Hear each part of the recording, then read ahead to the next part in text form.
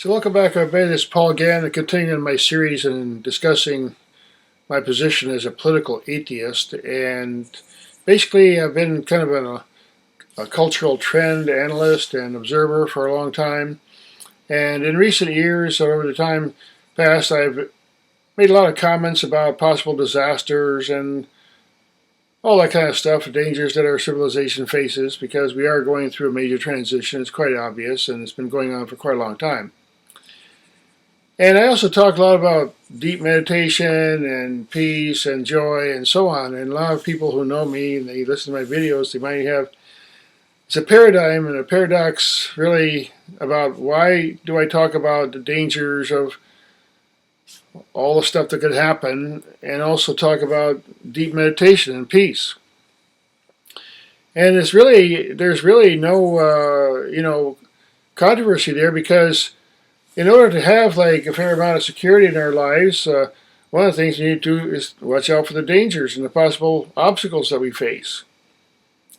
And just when I fly an airplane, every single time I fly, I go around the plane and I look around every single time, even if I did it yesterday. The same way I check, well, today, am I ready to fly? Can I fly? What's the weather like? And every minute of flight, I'm checking and checking, okay, what could go wrong here? I'm paying attention.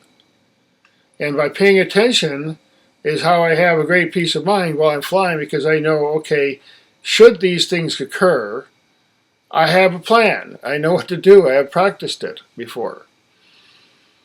So one of the reasons that I present a lot of warnings to people about the possible dangers and the strife and the chaos that's going on is because I think that the only way to go through a very difficult time is to have a tremendous amount of awareness of every possible danger. Because, if you just look a little into history, I mean, World War I was started because there was an assassination. I think I forgot what country it was, Albania or someplace like that. Armenia, I don't know where it was. But anyway, somewhere over there was some kind of a shooting. And the Vietnam War started because there was some claim that there was a little incident in a place called the Gulf of Tonkin and attacks on American ships, and we found out later it wasn't even true.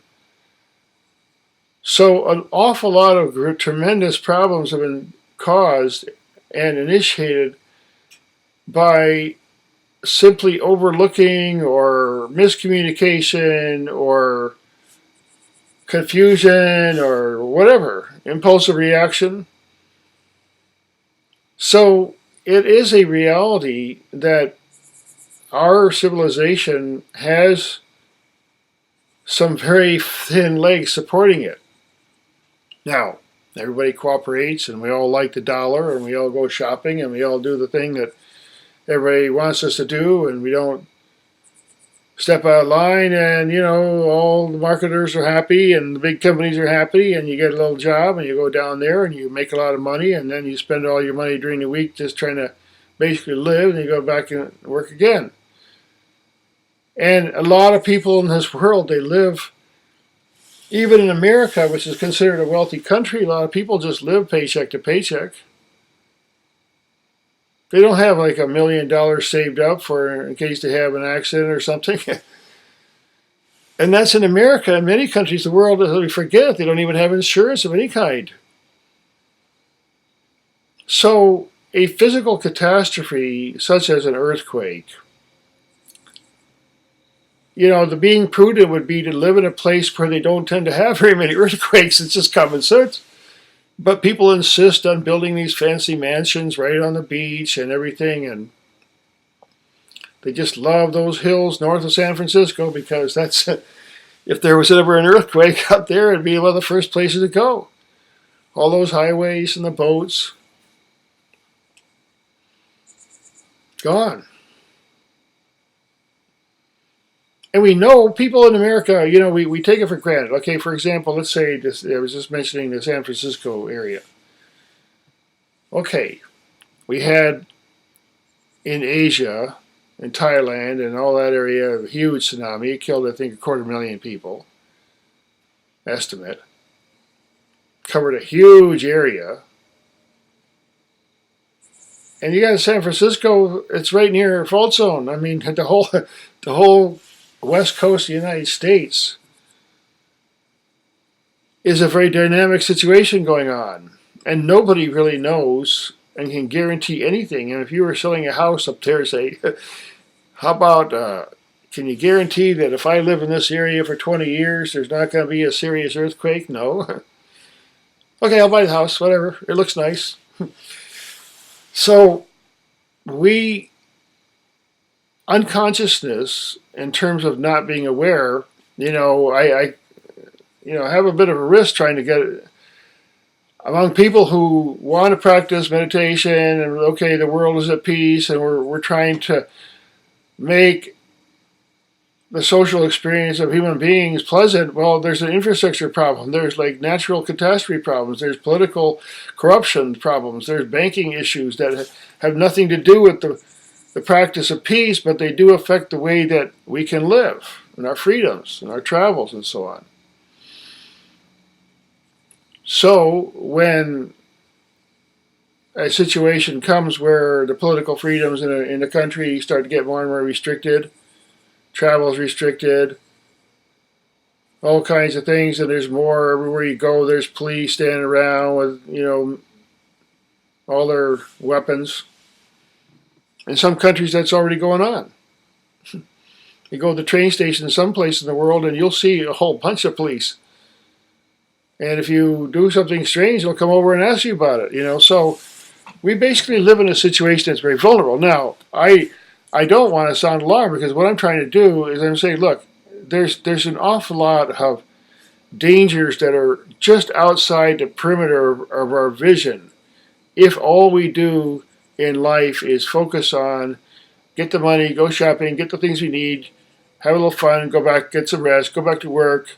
Okay, now it's the weekend. Okay, now I can play for a little while. Oh, go back to work on Monday. Set the alarm.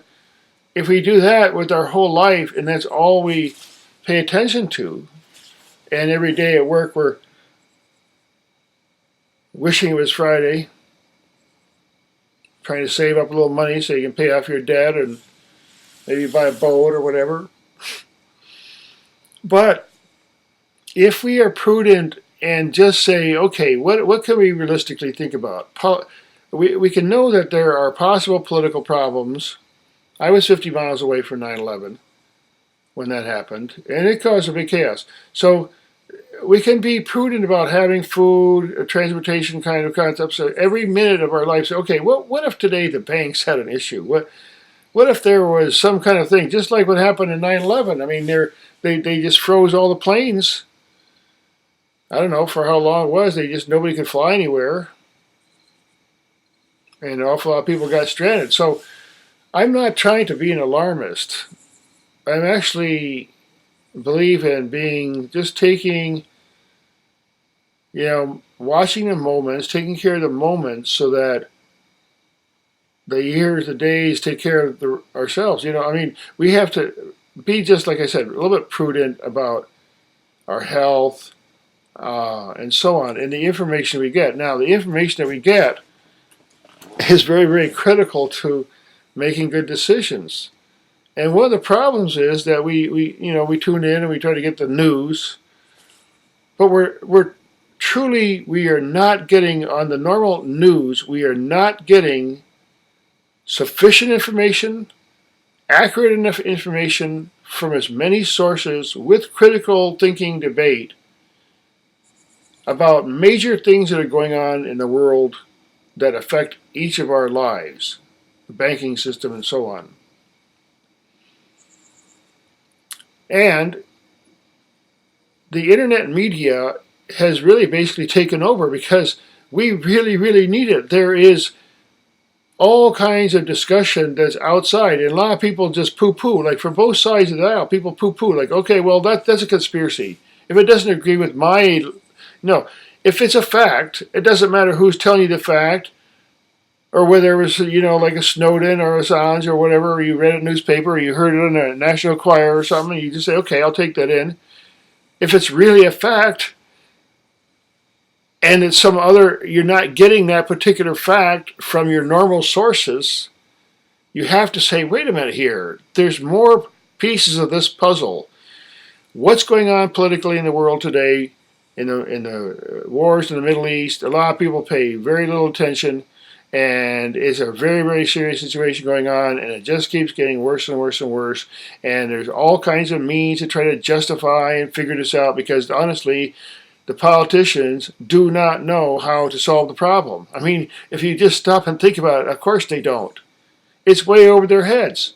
They can say stuff, they can say what their policies would be, but they don't have any way of really saying, okay, our policy is we're going to have everybody peaceful and we're going to open all the borders. You know, those kinds of idealistic policies don't translate into reality, especially if the decisions are made by politicians who rarely even travel. They've never been to the Middle East. They don't know much about the culture. They don't study history. They're locked in some concept of their own about how the world's supposed to be. And our civilization is changing, and the whole concept is, okay, we want to be at peace with each other. Naturally, of course we do. In order to do that, there's just an awful lot of really practical stuff, involving things like banks and infrastructure and political systems and ability to express oneself. And, there are places in the world where you can't even gather. Like if you see like 30 cars at someone's house, like, wait a minute, excuse me, you're not supposed to have this big a gathering in this town. We don't really allow gatherings of 30 or more people unless they're family or something. I mean, there's people who are afraid of conscious people. There are people in government who are very conscious because there's a lot of corruption in government. It's just layers and layers and layers, and everybody's got something to hide just about. So naturally, their thing is, okay, well, we want to hide everything, and we want to keep power, and we want to keep ourselves as insulated from the public as possible. We want to have no protesters, and we want everything to be arranged. We want to be able to do our pipeline or whatever we want to do, build anything we want, and not have any protesters. So if people say, "Oh, I'm for peace and everything, I don't want any conflict," but I mean, you have to realize what's going on. There are people who are making decisions that by their very nature cause the conflict. Maybe even they desire the conflict. Because as soon as there's like a revolution or something, if people go out and have a revolution, then they say, "Oh, well, see, they're violent. We got to put them down now." But if they have a renaissance, and people just start waking up and creating art and inventions and saying, "Okay, we're going to create our own housing systems, and we're going to start doing stuff," a renaissance. That's what we really need. And that's why, I don't want to sound like an alarmist. I'm just trying to be extremely practical and encourage people to look around them and to see what's going on and realize that we live in a very volatile system, and it's just prudent to, stand erect and be conscious. So thanks again for listening, and I only have the YouTube limit here, so see you in the next video.